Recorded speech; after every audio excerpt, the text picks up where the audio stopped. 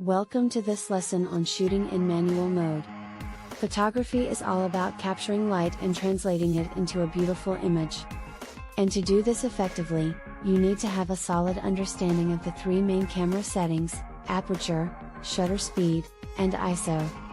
In this video, we will cover three key topics to help you take your photography to the next level.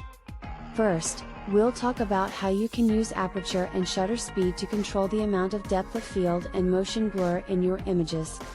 Then, we'll go over tips for shooting in low light and how to use ISO and aperture to get the best results.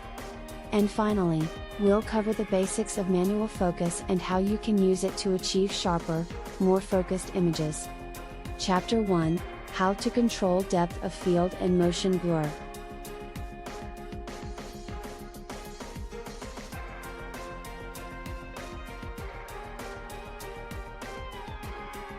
In photography, depth of field refers to the amount of the image that is in focus, and motion blur refers to the effect of movement in your images. These two elements are controlled by two of the main camera settings, aperture and shutter speed. Aperture is the opening in the lens that lets light into the camera.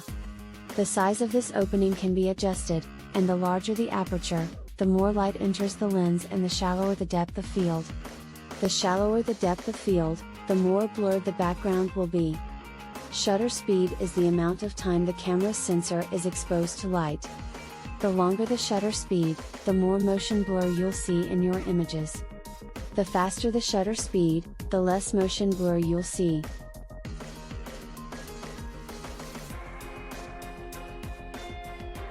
To control depth of field and motion blur in your images, you can adjust the aperture and shutter speed. For example, if you want a shallow depth of field, you can use a wide aperture, such as f/2.8.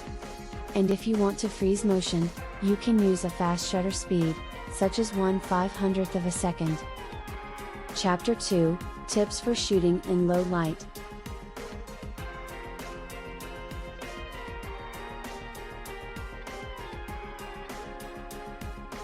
Shooting in low light can be a challenge, but with the right techniques, you can still get great results.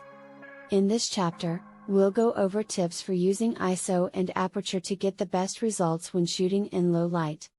ISO is the setting that controls the sensitivity of the camera's sensor to light. The higher the ISO, the more sensitive the sensor becomes and the more light it can capture.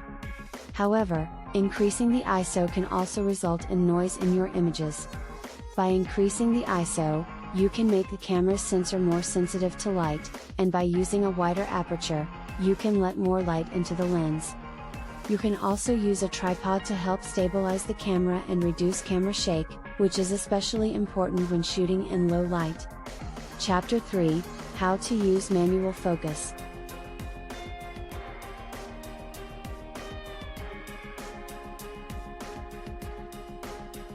In this final chapter, we'll go over the basics of manual focus and how you can use it to achieve sharper, more focused images. When you're shooting in manual focus mode, you're responsible for adjusting the focus ring on your lens to ensure that your subject is in focus.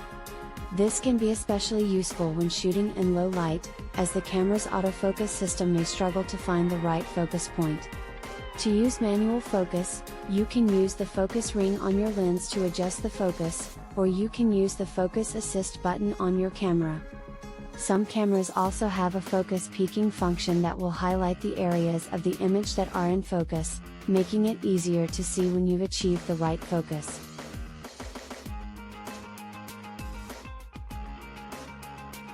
To use manual focus, simply rotate the focus ring until your subject is in focus. You can also use the focus assist button or the focus peaking function to help you see when you've achieved the right focus.